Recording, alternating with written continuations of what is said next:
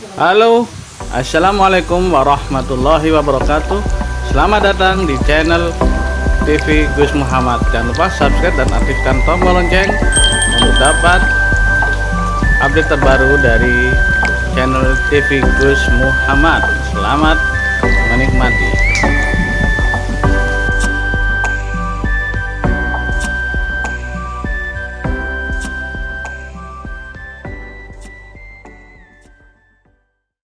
Bismillahirrahmanirrahim. Lanjut pembahasan berikutnya di dalam kitab Masnawi, yaitu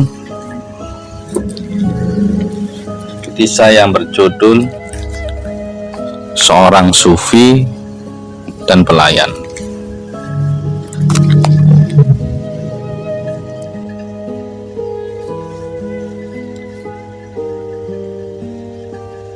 Jadi kisah seorang sufi dan pelayan dalam kitab Masnawi. Ya, mulai yang bukaan. Setelah mengembara lama dan mengelilingi dunia. Jadi seorang sufi itu senangannya emang mengembara. Jadi pengamdi antara yang suka pengembara adalah para tasawuf, para tokoh sufi. Seorang sufi mendatangi para sufi yang berkumpul.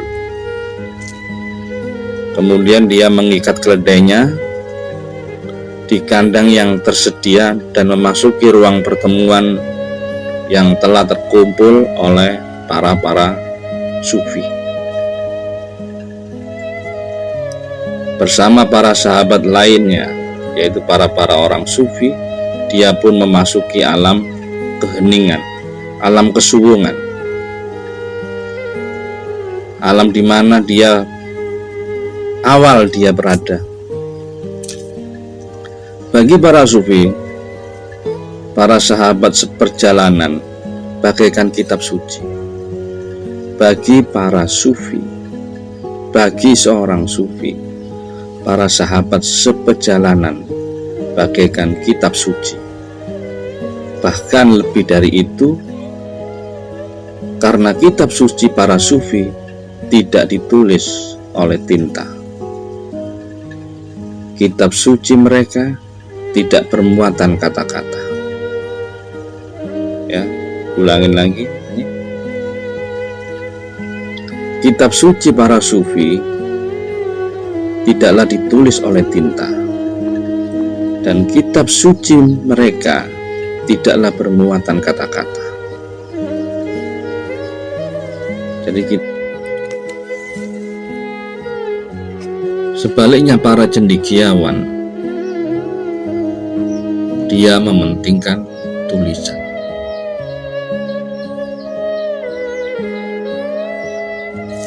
Jadi para orang-orang cendik lebih mementingkan tulisan, sedangkan para sufi enggak.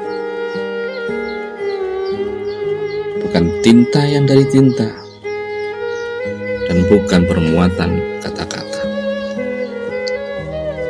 Para sufi mementingkan bekas jejak kaki atau napak tilas.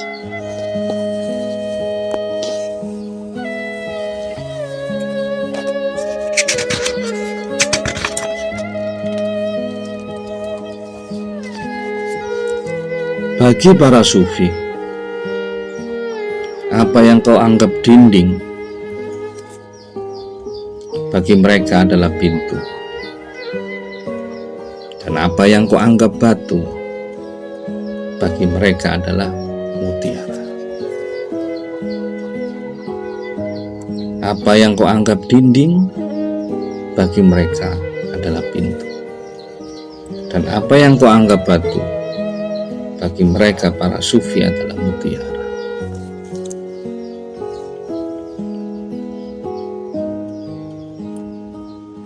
Untuk melihat diri, engkau membutuhkan cermin. Sementara itu, para sufi bisa melihat jelas lewat batu bata. Man arafa nafsahu faqad arafa rabbahu. Barang siapa yang mengenali dirinya, maka dia mengenal Tuhannya. Wa huwa ma'akum aina ma kuntum, dan dia ada Allah dimanapun kau berada.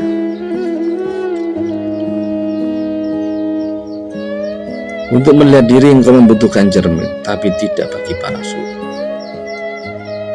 Melihat apapun dia sudah bisa. Para sufi bisa melihat jelas lewat batu bata. Mereka telah melewati banyak masa kehidupan. Ya, mereka para sufi tasawuf ini melewati banyak kehidupan.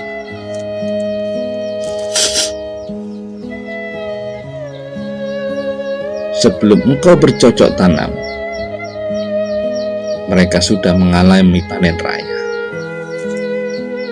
Sebelum kau memulai cocok tanam, arep nandur, arep bercocok tanam, mereka sudah mengalami panen raya.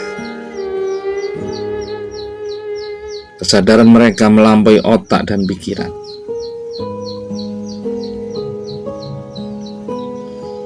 Kemenangan mereka tidak bergantung pada senjata dan bala tentara. Di dalam buah anggur, mereka melihat minuman anggur yang memabukkan. Di balik benda-benda dunia yang fana dan yang sementara, mereka dia melihat yang maha baqo, yang kekal dan abadi.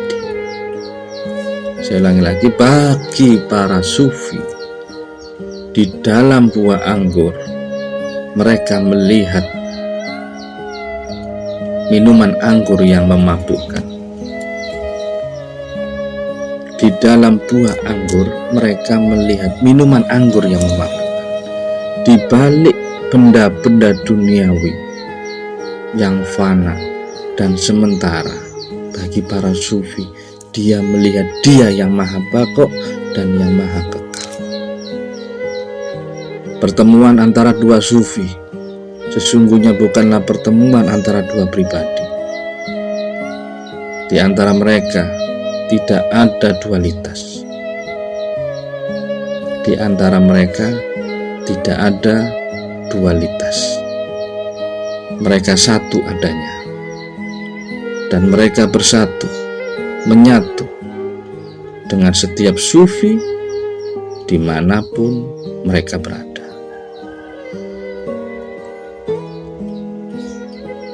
Ya. Pertemuan antara dua sufi, Jalaluddin Rumi menjelaskan, pertemuan antara dua sufi sesungguhnya bukanlah pertemuan dualitas atau dua pribadi.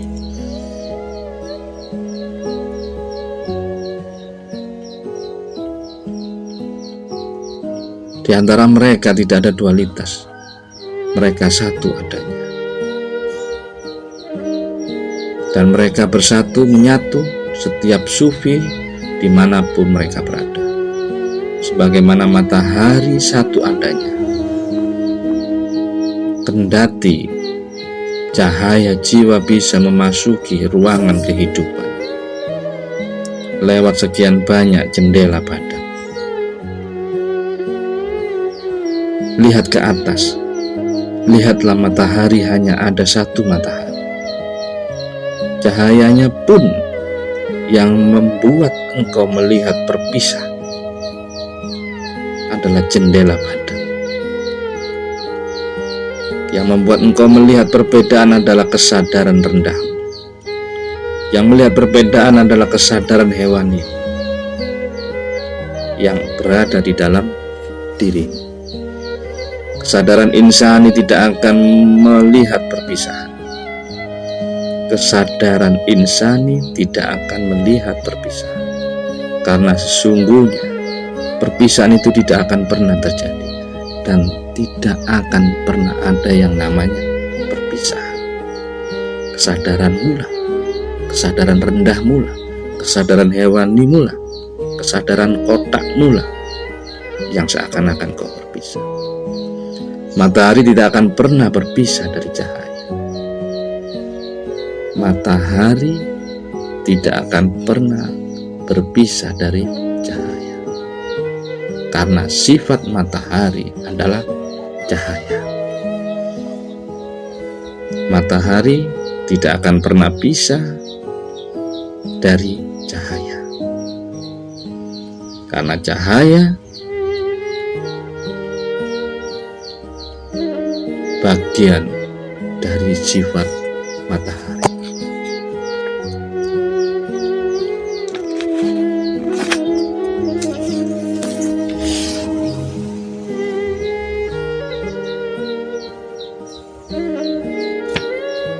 Jadi sekarang dikupas bait per bait, ini masih belum selesai, tentang seorang sufi dan pelayan. Balik yang awal, kupas bait per bait. Setelah mengembara sekian lama dan mengelilingi dunia, seorang sufi ini mendatangi tempat atau temannya, saudaranya yang sesama sufi untuk berkumpul, berzikir, bermunajat, bertafakur. Kemudian dia mengikat keledainya di kandang yang tersedia dan memasuki pertemuan para sufi.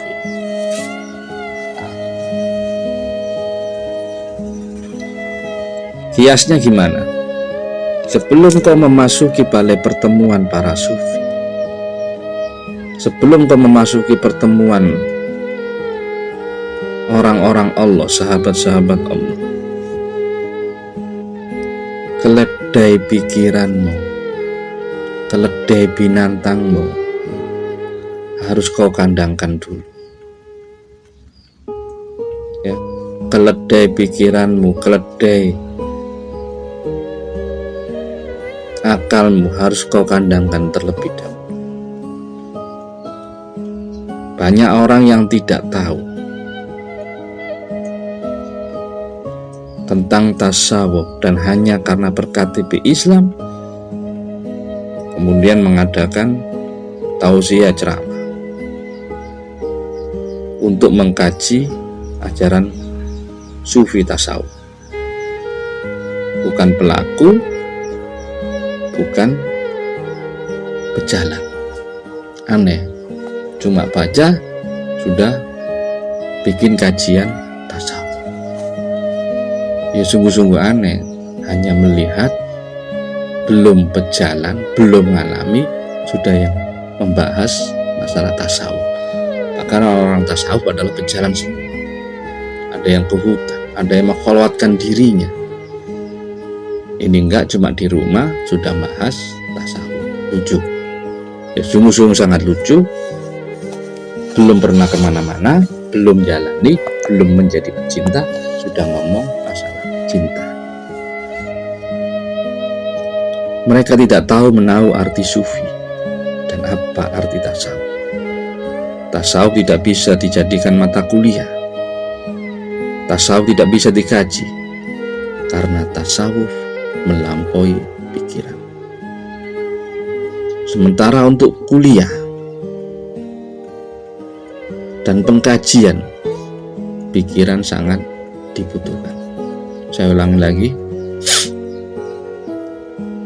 tasawuf tidak bisa dijadikan mata kuliah.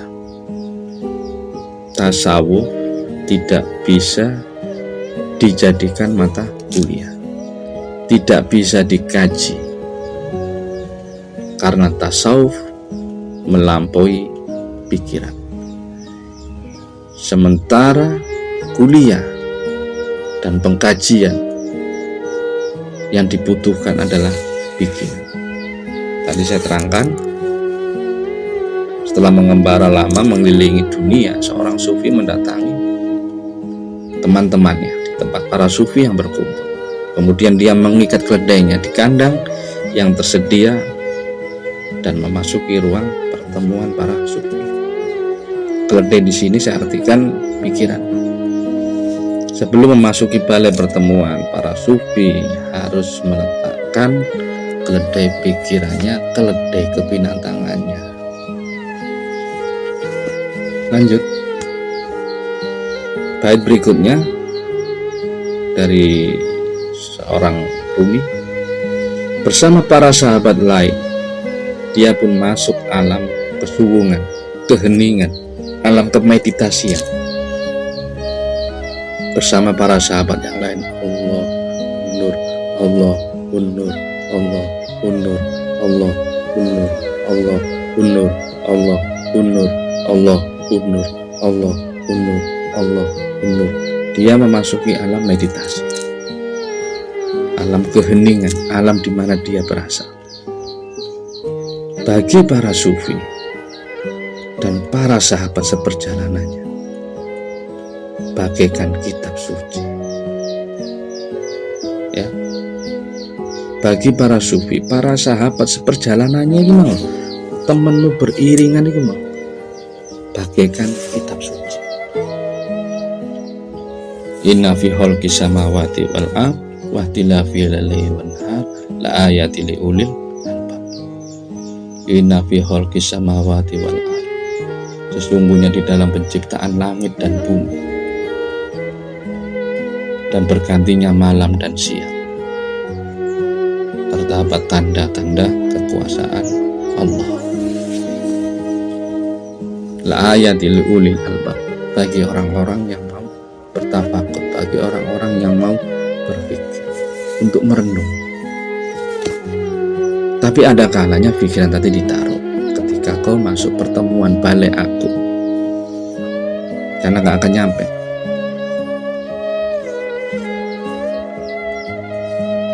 Bagi sufi, para sahabat seperjalanannya adalah kitab suci. Bahkan lebih dari itu, karena kitab sucinya para sufi tidak ditulis dengan tinta. Ini Syekh Jalaluddin Rumi dalam kitab Masnawinya. Kitab sucinya mereka, kitab sucinya para sufi tidak ditulis dengan tinta. Jadi kitab suci para sufi bahasa tasawuf tidak ditulis dengan tinta. Kitab suci mereka tidak bermuatan manisnya kata-kata. Bukan tulisan dan bukan kata-kata. Bukan tulisan dan bukan kata-kata. Itu dalam kitab Masnawi Jalaluddin Rumi. Para cendekiawan, para ulama, para cendekiawan, para ulama mementingkan tulisan. Para ahli agama mementingkan tulisan. Tapi bagi para sufi, yang lebih penting adalah bekas jejak kaki atau napak tilas atau mengikuti perjalanannya. Dia tidak banyak kata-kata, dia tidak banyak untuk mendalil-dalil, dia menjalani, dia bukan berkata-kata. Makanan Padang itu enak, makanan asem itu enak, makanan itu enak. Tidak pernah makan. Para sufi sudah makan.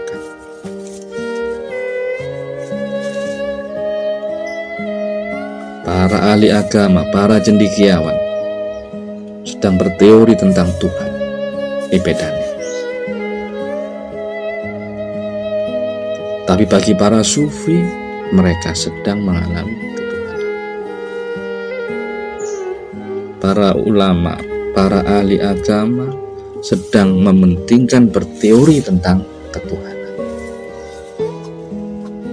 Nanti penjelasannya bait itu, para sufi sedang mengalami ketuhanan. Para teologi, para ahli filsafat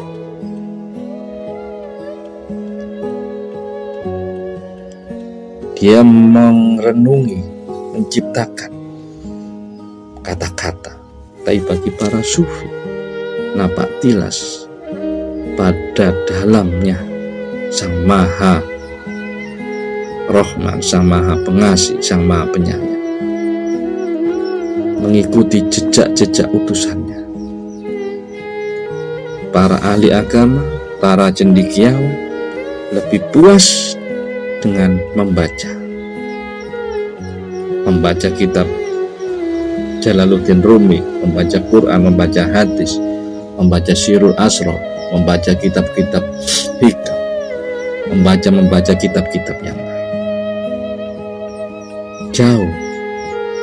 Tapi bagi para sufi, dia sudah bercinta dengannya.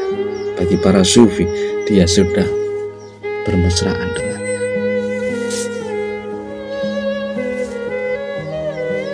Karena ketidaksadaran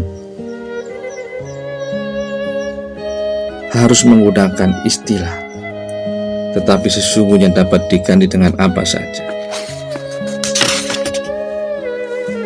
Apapun sebutannya, para cendekiawan, para ahli agama akan selalu sibuk dengan menghafalkan ayat-ayat suci. Dia sudah bangga kalau bisa mengingat setiap ayat yang ada di dalam buku suci. Tapi tidak bagi para sufi. Mereka sedang menyelami ayat. Engkau hanya menghafalkan ayat dan mengingat ayat-ayat itu. Tapi bagi para sufi sedang menyelami ayat-ayat itu. Bagi para sufi, mereka sedang menyelami Allah. Dan bagi seorang penyelam, yang penting bukanlah pengetahuan tentang selam, keberanian untuk turun ke dalam air, untuk menyelami kedalaman lautan. Bagi seorang penyelam yang dibutuhkan bukanlah pengetahuan, butuh pengetahuan sedikit, butuh pengetahuan banyak, tapi keberanian untuk turun dalam air, untuk menyelam ke dalam lautan. Tidak berarti pengetahuan tidak dibutuhkan sama sekali, pengetahuan pun dibutuhkan. Tetapi pengetahuan bukanlah segala-galanya. Tetapi pengetahuan bukanlah segala-galanya.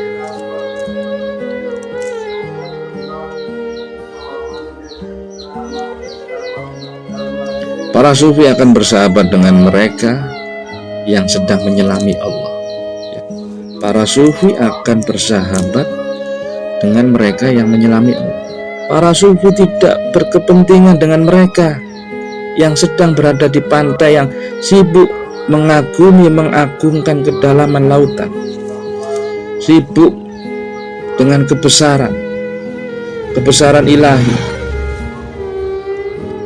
Si sufi dalam kisah ini, dia sibuk menyelami Allah. Dia sedang asik menyelami Allah, asik bersama Allah. Nahnu aqrabu ilaihi min hablil warid. Kami lebih dekat dari urat leher, bersama para sahabatnya. Tapi sebelum itu dia sudah mengandangkan, tapi sebelum dia memasuki wilayah itu, dia sedang mengandangkan keledai pikirannya. Dia sudah berhenti berteori tentang Allah. Dia sudah turun ke dalam air. Dia sudah berhenti berteori tentang Allah. Dia sudah turun ke dalam air.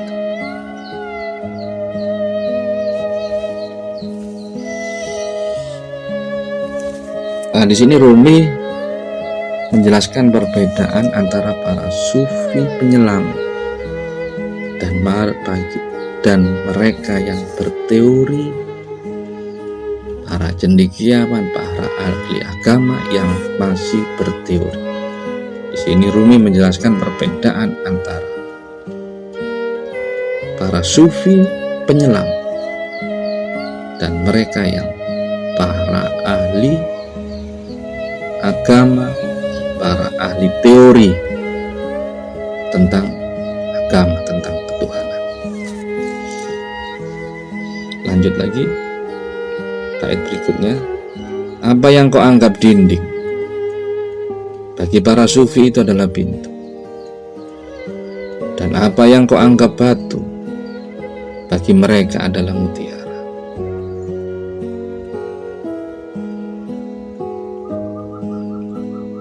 Untuk melihat dirimu, untuk melihat dirimu, kata Jalaluddin Rumi, engkau membutuhkan cermin. Cermin itu lantar yang bisa melihat dirimu. Sementara para sufi untuk melihat dirinya, dia bisa melihat jelas lewat batu bata, lewat dinding, lewat pohon pisang, lewat batu, lewat apapun dia bisa melihat diri. Lewat binatang dia bisa melihat diri, lewat derita dia bisa melihat diri. Saya ulangi lagi, ini baiknya penting. Apa yang kau anggap dinding, bagi mereka adalah pintu. Bagi orang tasawuf, bagi orang-orang berjalan, bagi orang-orang saleh, itu adalah pintu. Apa yang kau anggap batu, bagi mereka adalah mutiara. Dan untuk melihat dirimu, engkau membutuhkan cermin. Kau baru bisa melihat diri. Oh, saya seperti ini. Oh, muka saya seperti ini. Oh, hati saya seperti ini. Sementara para sufi itu bisa melihat jelas lewat batu bata, lewat alam sekitar, lewat dedaunan, lewat binatang, lewat tanah, lewat air, dia bisa. Mereka telah melewati. Kenapa? Kok dia bisa melihat dirinya jelas lewat batu bata, lewat alam sekitarnya, lewat dinding, lewat cahaya, lewat apapun yang ada, dia bisa melihat sendiri. Kok bisa dia punya kelebihan itu? Lanjut Jalaluddin Rumi, mereka telah melewati banyak masa kehidupan. Mereka telah melewati banyak masa kehidupan. Sebelum kau mulai bercocok tanam, mereka sudah mengalami panen. Ya, kamu belum bercocok tanam, baru gali tanah. Mau bercocok tanam, baru nyiapin. Mereka sudah panen. Sebelum kau mulai bercocok tanam, mereka sudah mengalami panen raya. Kesadaran mereka melampaui otak dan pikiran. Kemenangan mereka tidak tergantung pada senjata dan bala tentara.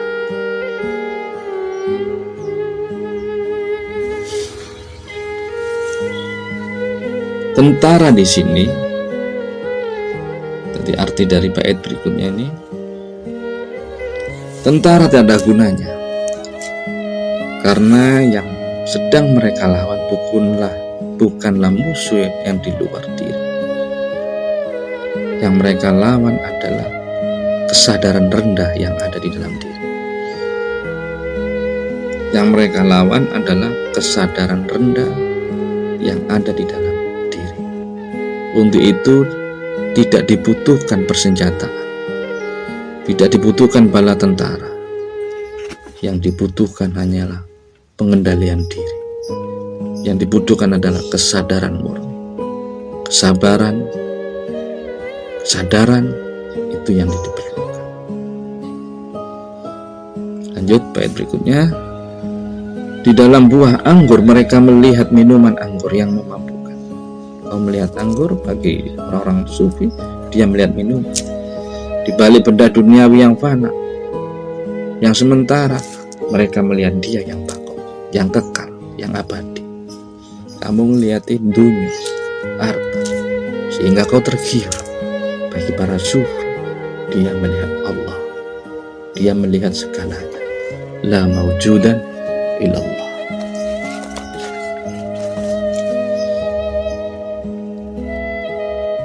Pertemuan para sufi, pertemuan dua orang sufi, sesungguhnya bukanlah pertemuan antara dua pribadi. Di antara mereka tidak ada dualitas.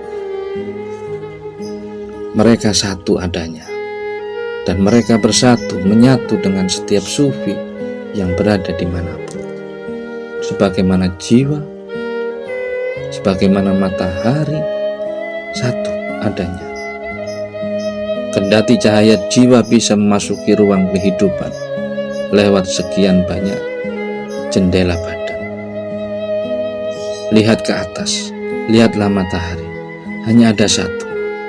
Cahayanya pun satu.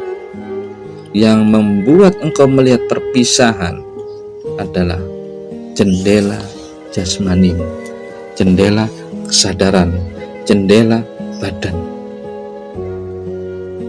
Yang membuat engkau melihat perbedaan adalah jendela badan, jendela pikiran.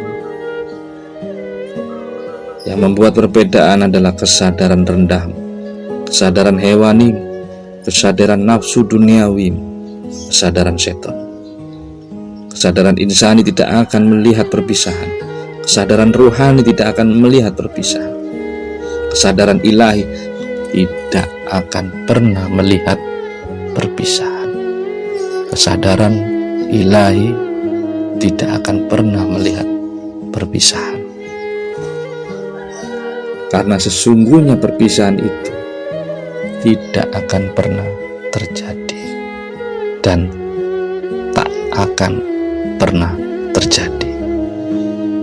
Matahari tidak akan pernah berpisah dari cahayanya. Matahari tidak akan pernah pisah dari cahayanya.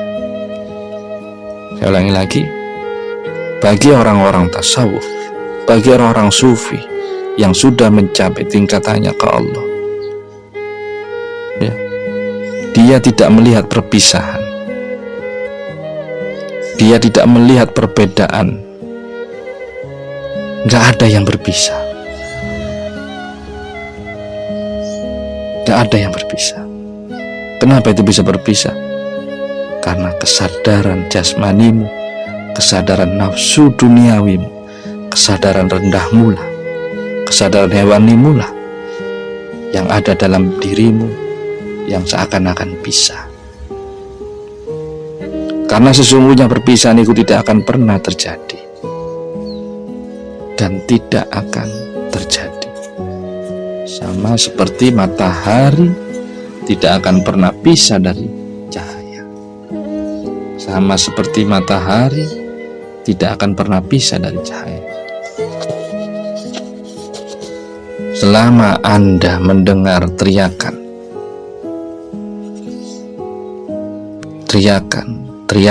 dari Jalaluddin Rumi ratusan tahun yang lalu,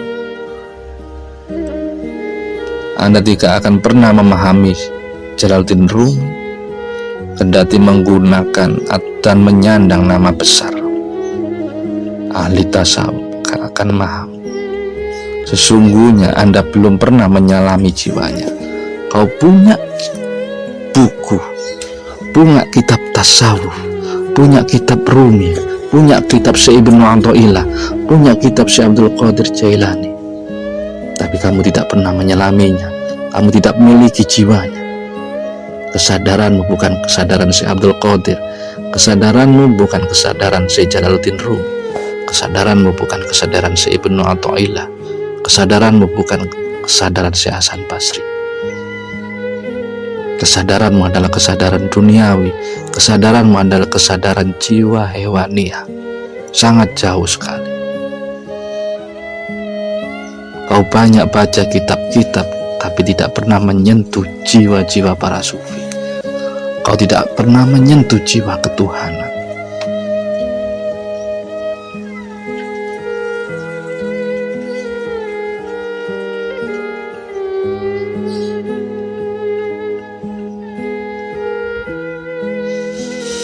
Belum pantas menggunakan menyandang nama besar ulama, Habibullah, Sayyidina.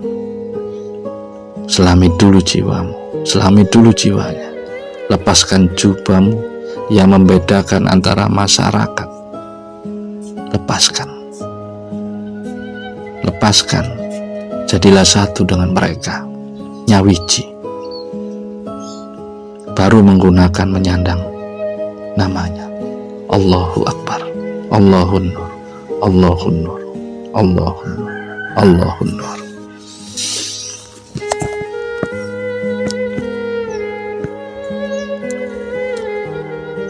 Demikianlah, tapi ini belum selesai.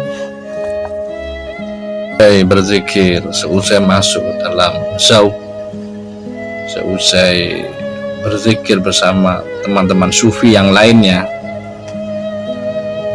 Sang sufi tadi menegur seorang pelayan yang sedang menyajikan makanan. Apakah engkau telah memberikan makanan kepada keledaiku, wahai pelayan? Sebentar, akan saya beri. Udah, Anda nggak usah khawatir.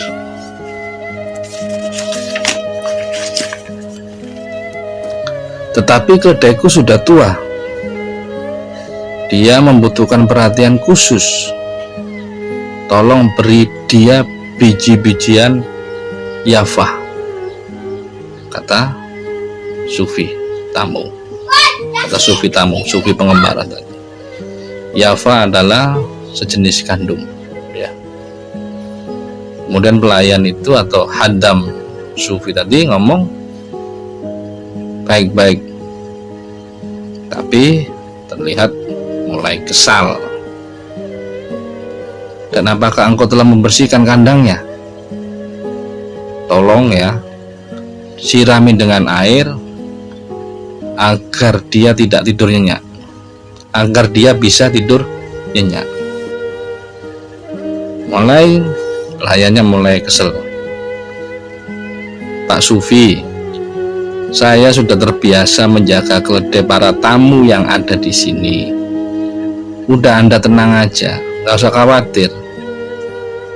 Si pelayan benar-benar jengkel. Ya, tapi sebelumnya tolong punggung keledaiku dipijat sedikit ya. Dia baru saja melakukan perjalanan panjang dan jauh. Tambah jengkel lagi nih pelayan. Aduh Pak, saya sudah tahu apa yang harus saya lakukan. Saya sudah terbiasa dengan semua pekerjaan itu. Aneh Bapak ini, kok masih memikirkan hal-hal yang kecil seperti itu. Kemudian pelayan itu pergi. Dan di luar pertemuan, si pelayan tadi bertemu dengan para pelayan lain. Tadi ada pelayan-pelayan tadi ada banyak di situ, namanya aula atau tempat kayak majelis sufi. Kemudian ngerumpi tentang masalah keterikatan seorang sufi pada keledainya. Sufi kok mikir keledai gimana sih? Kata pelayan-pelayan lain, udah bener, gak usah dirokan, dia mungkin punya maksud tertentu. Sementara itu sang sufi yang memang sudah lelah karena perjalanan panjang, kemudian tertidur, dan di dalam tidurnya sang sufi tadi bermimpi. Ya, mimpi buruk. Dia melihat keledainya dikelilingi oleh segerombolan serigala. Dia dalam mimpi dia melihat keledainya dikelilingi segerombolan serigala. Dan masih dalam mimpi dia mulai berdoa agar keledainya terlindungi dari mara bahaya dan serangan musuh, yaitu serigala. Kemudian dia marah kepada gerombolan serigala, menyaci maki serigala. Namun ini sufi. Sesaat kemudian dia sadar. Di dalam mimpi dia sadar, dan mimpinya juga di dalam mimpi. Nah, ketika orang tidur, mimpi itu kayak kenyataan. Begitu bangun, oh cuma mimpi. Jangan-jangan di alam dunia seperti ini. Ketika mati, bangun, kiam, bangun, kiamat kan bangkit, bangun. Oh iya, cuma mimpi. Nggak tahu yang mimpi itu yang mana. Apakah dunia ini mimpi, setelah kematian barulah bangun? Apakah dunia ini nyata dan benar-benar nyata? Jadi sang sufi tadi mimpi bahwa di dalam mimpinya keledainya dikelilingi serigala karena mau memakannya. Kemudian sang sufi tadi berdoa agar keledainya terlindungi dan marah sekali pada dilempar, dikutuk gerombolan-gerombolan serigala. Pergi kamu, pergi kamu. Namanya sufi, walaupun dalam mimpi dia terjaga kesadarannya, namun sesaat kemudian dia baru sadar masih dalam mimpi. Ternyata gerombolan serigala itu tidak bersalah. Mereka hanya mengikuti kodrat mereka. Ya, serigala gak salah karena dia mengikuti kodratnya. Kodratnya emang harus makan daging. Kehendaknya Allah dia harus makan daging. Yang nyiptain serigala siapa? Ya Allah. Dikehendakin harus makan daging dan makan keledai. Sufi baru sadar, iya, gerombolan serigala juga bersalah. Mereka hanya mengikuti kodrat mereka yang dikehendaki Allah. Kemudian melampung jauh, terpikir pula oleh dia bahwa dalam alam ini, bahwa di dalam alam ini tidak ada satupun makhluk yang bisa disalahkan. Hebat Jalaluddin Rumi untuk membuka kesadaran, ya, membuka kesadaran luas, kesadaran ilahi, kesadaran murni, kesadaran dia yang tidak terjangkau, bahwa alam semesta ini, di dalam alam ini, inna fi khalqis samawati wal ard wahtilafil laili wan nahar la ayati liulil albab. Sesungguhnya di dalam penciptaan langit dan bumi dan bergantinya malam dan siang terdapat tanda-tanda la ayati liulil albab, bagi orang-orang yang mau berpikir, bertafakur, merenung.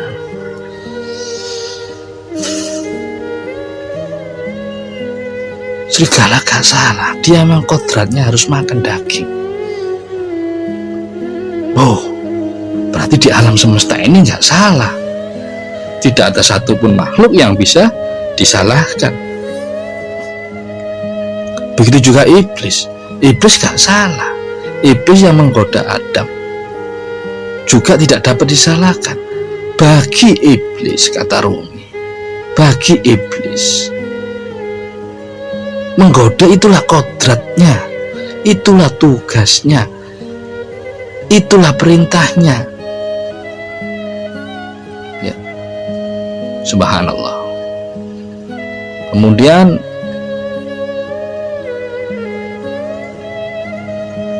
sampai melambung jauh, ternyata serigala gak salah ya, dia ngikutin kodratnya. Oh, berarti di alam semesta ini tidak ada satu orang pun atau keadaan pun yang disalahkan. Karena apa? Iblis loh gak salah.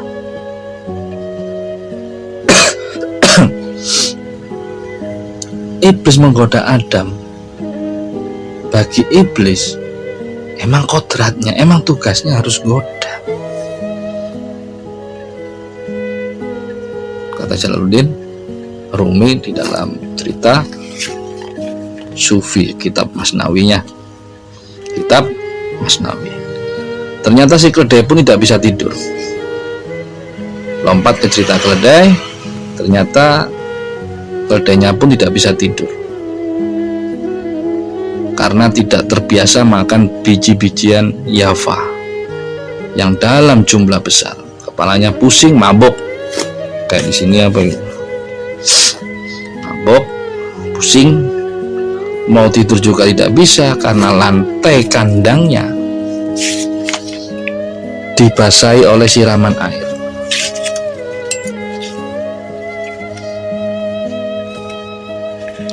Sepanjang malam dia berdoa memohon bantuan kepada Allah si keledai ini. Ya Allah, yang aku butuhkan tidak biji-bijian yafa ini. Yang aku butuhkan hanyalah jerami atau rumput. Beri aku yang kubutuhkan ya Allah.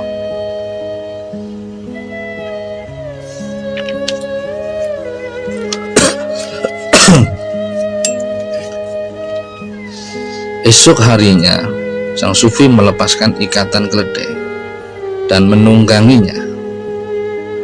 Dia hendak melanjutkan perjalanan ketika para sahabat sufi yang lainnya menegur dia. Mas, apa yang terjadi pada keledaimu? Kok loyo? Kepalanya jatuh melulu, mungkin dia sakit, kata teman-teman sufi yang lainnya. Sesungguhnya si keledai ini bukan sakit, Mas. Dia capek. Dia sudah tidak bisa menahan rasa kantuk.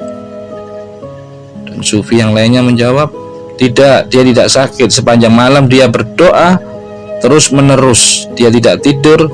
Sekarang sepanjang hari dia akan menundukkan kepalanya terus menerus.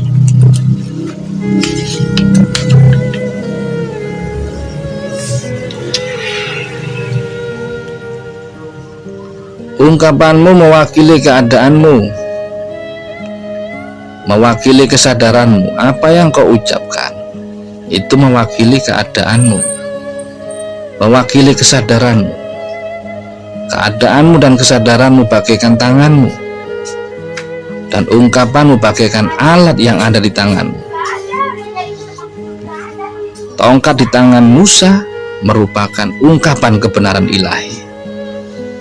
Ya, tongkat di tangan Musa merupakan ungkapan kebenaran ilahi. Karena Musa adalah kalamullah. Di tangan para ahli nujum, tongkat yang sama tidak akan berarti apapun.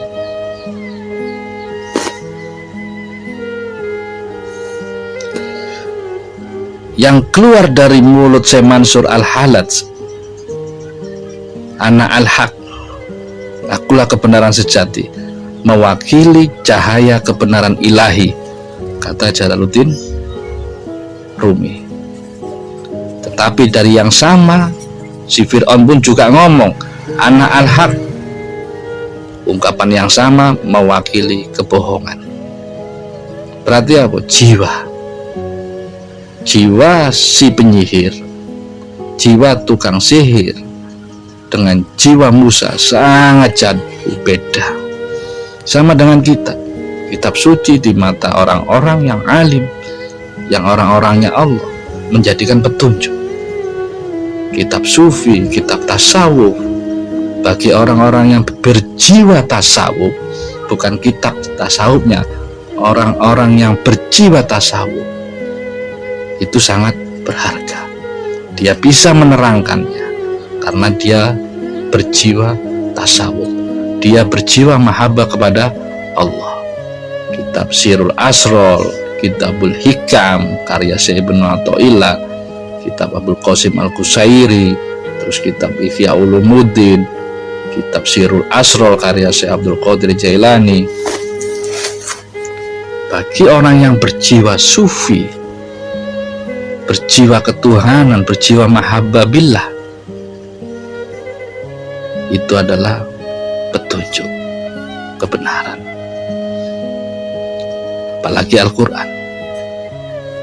Tapi bagi jiwa-jiwa Abu Jahal, bagi jiwa-jiwa syaitonia, bagi jiwa-jiwa pedunia, bagi jiwa-jiwa kecintaan dunia, mereka tidaklah tahu apa-apa, walaupun dia menghafalkan ribuan jutaan kitab tasawuf. Kenapa? Tidak menyentuh kesadaran jiwanya, bukan kitabnya. Jiwa mirip seperti tongkat Nabi Musa. Apabila dipegang oleh tongkat Nabi Musa, maka tongkat itu sebagai kebenaran ilahi. Tapi kalau tongkat tadi dipegang oleh para ahli nujum dengan tongkat yang sama, tidak akan berarti apapun. Kenapa? Padahal tongkatnya sakti? Bukan. Yang megang adalah jiwa ketuhanan. Sedangkan ahli nujum, yang megang ahli nujum beda, jiwanya beda. Sama dengan kitab tasawuf, ketika kitab Quran dipegang oleh orang-orang ahli Allah, orang yang berkesadaran ilahi, maka itu menjadikan bukti kebenaran. Kitab tasawuf dipegang oleh orang-orang yang berjiwa ketuhanan, akan menjadi bukti kebenaran ilahi, bukti kebenaran perjalanan. Tapi tidak berarti bagi orang-orang yang menghafal kitab tasawuf, menghafal Al-Quran, tapi dia berjiwa keduniawian, dia berjiwa kesyaitonian, dia berjiwa kebinantangan. Bagi dia, kitab suci apapun dia hafalkan untuk mencari kepentingan dunia, untuk mencari kepentingan perutnya, untuk mencari kepentingan keluarganya. Mau kitab suci kek, mau kitab apa aja kek, yang penting buah relasi untuk bisa mencari nafkah. Ini hubungannya hanya dagang, bukan kitabnya, tapi jiwanya lah.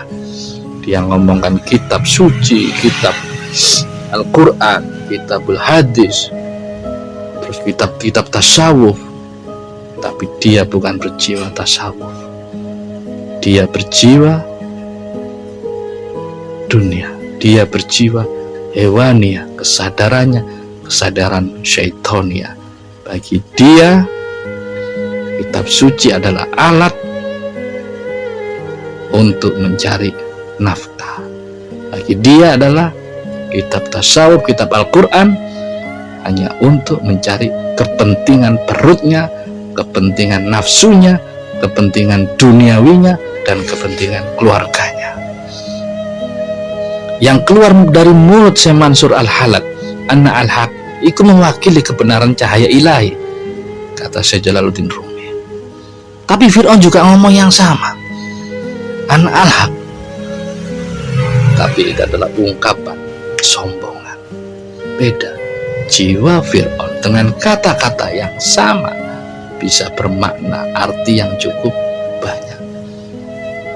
Ya, mautnya kata-kata, tapi dari jiwa yang dalam, jiwa pecinta Tuhan. Bagi Syekh Mansur Al-Halad, anak al-haq mewakili cahaya kebenaran sejati. Akulah kebenaran sejati. Fir'aun pun ngomong, saya juga kebenaran sejati, anak al-haq. Tapi beda, jiwa Fir'aun dengan jiwa Musa sangat jauh beda. Jiwa Musa, jiwa berketuhanan, sedangkan jiwa Fir'aun, jiwa kesombongan. Pedang yang digunakan oleh Rasulullah adalah pedang la ilaha illallah, di atas sesuatu apapun kecuali Allah, untuk memenggal ego. Karena ojo sombong, ojo kau akui.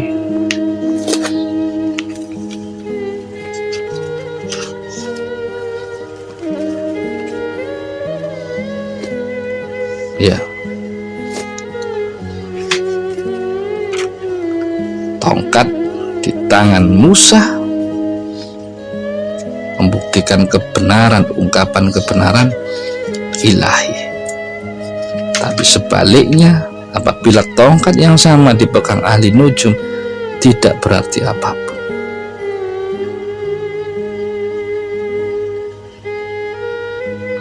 Ya, tidak berarti apapun.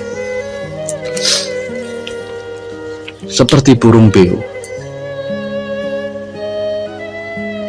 Burung beo bisa mengucapkan la ilaha illallah. Tapi si beo gak ngerti apa la ilaha illallah. Yang penting dia ngikutin, asal dapat makan, asal dapat diberi oleh majikannya, udah gak tahu, gak paham. Apakah kau paham juga tentang Tuhan, tentang zikirmu? Miftahul jannah la ilaha illallah.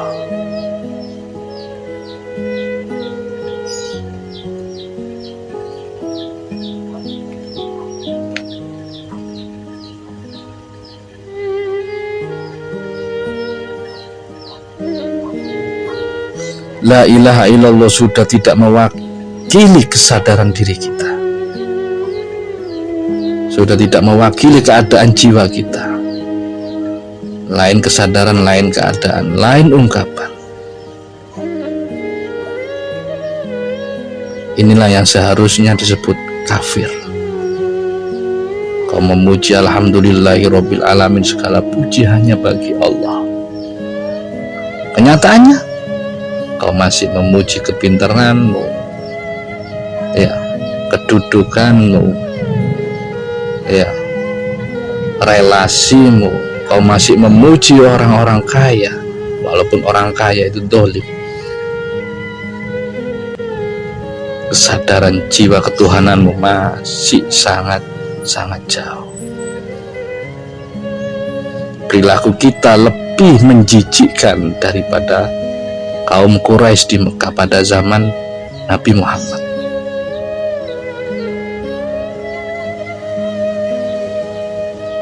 Salah mereka apa? Apa sih salahnya mereka kafir Quraisy? Mereka menyembah berhala, mereka menyembah batu. Lalu salah kita apa? Kau menyembah tahta, kau menyembah kehormatan, kau menyembah harta, kau menyembah nafsumu, kau menyembah keinginanmu. Apa bedanya? Kafir Quraisy menyembah berhala, menyembah batu, menyembah Lata, Uzza, menyembah tahta, menyembah kedudukan dan keinginan. Bukankah sama? Kau pun masih menyembah berhala. Berhalanya adalah tahta. Padahal lisanmu ngomong, lisanmu baca Quran, tapi di hati yang banyak kau menyembah tahta, kau menyembah perdaganganmu, kau menyembah kerjaanmu, kau menyembah usahamu, harta bendamu. Karena apa? Di hatimu yang lebih banyak bukan la ilaha illallah, la ilaha illat dunia. Kau lebih takut kehilangan duniawi daripada kau takut kehilangan kasih sayang Allah. Kau lebih takut kehilangan harta benda daripada kau takut kehilangan Rahman Rahimnya Allah. Lalu apa bedanya? Sama.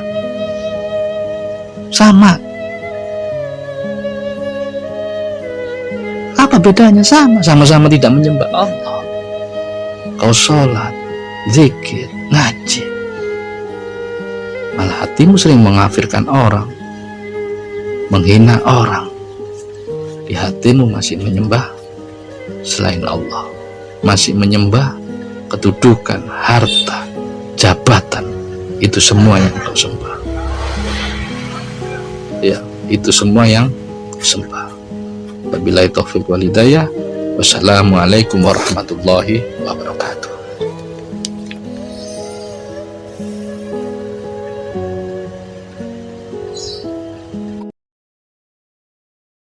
Oke, terima kasih sudah menyaksikan. Semoga bermanfaat bagi kita semua. Dan bagi yang belum subscribe, bisa klik tombol subscribe dan aktifkan lonceng untuk mendapatkan update terbaru. Terima kasih.